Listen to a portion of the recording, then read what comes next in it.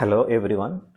ഇന്ന് നമ്മൾ ഡിസ്കസ് ചെയ്യാൻ ഉദ്ദേശിക്കുന്നത് MA സൈക്കോളജിയുടെ അഡ്മിഷനുമായി ബന്ധപ്പെട്ട് വളരെ പ്രധാനപ്പെട്ട ചില കാര്യങ്ങളാണ്. ഇഗ്നോ പുറത്തുവിട്ട ലേറ്റസ്റ്റ് കോമൺ പ്രോസ്പെക്ടസ് പ്രകാരമുള്ള ഡീറ്റെയിൽസ് ആണ് ഇന്ന് നമ്മൾ ഡിസ്കസ് ചെയ്യാൻ ഉദ്ദേശിക്കുന്നത്.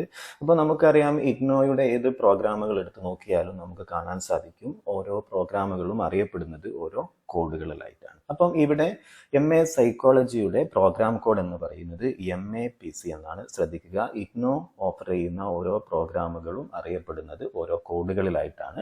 അപ്പോൾ അഡ്മിഷൻ എടുക്കുന്ന സമയത്തൊക്കെ പല സ്ഥലങ്ങളിലും നിങ്ങൾ കാണുന്നത് ഈ ഒരു കോഡുകളായിരിക്കും. അപ്പോൾ MA സൈക്കോളജിയുടെ കോഡ് എന്ന് പറയുന്നത് MAPC ആണ്.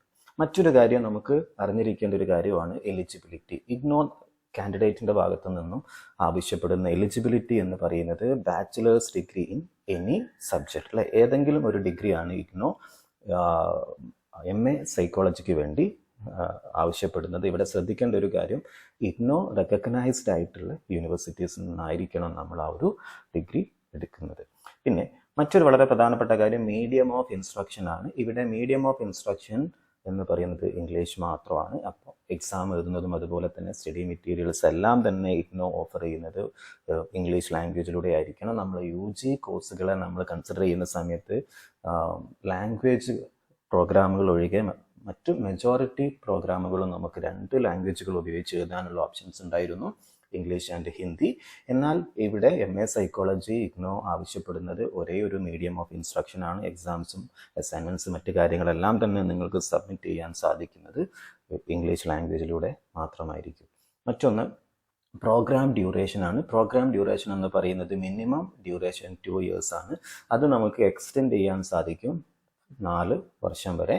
4 വർഷം കഴിഞ്ഞാൽ നമ്മൾ രജിസ്ട്രേഷന് വേണ്ടി അഡ്മിഷന് വേണ്ടി പോകേണ്ടതായിട്ട് വരും. അപ്പോൾ മിനിമം ഡ്യൂറേഷൻ എന്ന് പറയുന്നത് 2 വർഷവും മാക്സിമം ഡ്യൂറേഷൻ എന്ന് പറയുന്നത് 4 yearsമാണ്. പിന്നെ നമ്മൾ ശ്രദ്ധിക്കേണ്ട മറ്റൊരു കാര്യമാണ് ഫീ സ്ട്രക്ചർ എന്ന് പറയുന്നത് 10,000 per year ആണ് വരുന്നത്.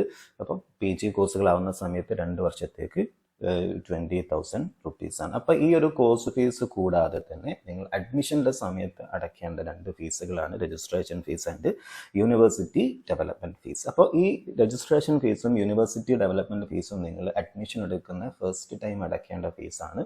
അത് പിന്നീട് വരുന്ന വർഷങ്ങളിൽ നിങ്ങൾ അടയ്ക്കേണ്ടതായിട്ട് വരുന്നില്ല. മറ്റൊന്നാണ് നിങ്ങൾ മോഡ് ഓഫ് എക്സാമിനേഷൻ എന്ന് പറയുന്നത്. മോഡ് ഓഫ് എക്സാമിനേഷൻ ഇയർലി ആണ് എക്സാം വരുന്നത്, ഇയർ വൈസ് ആണ് എക്സാം വരുന്നത്. സിലബസുകളെല്ലാം തന്നെ സെമസ്റ്റർ വൈസ് ഡിവൈഡ് ചെയ്തിട്ടുണ്ടെങ്കിലും ഇഗ്നോ എക്സാംസ് നടത്തുന്നത് ഇയർ വൈസ് ആണ്.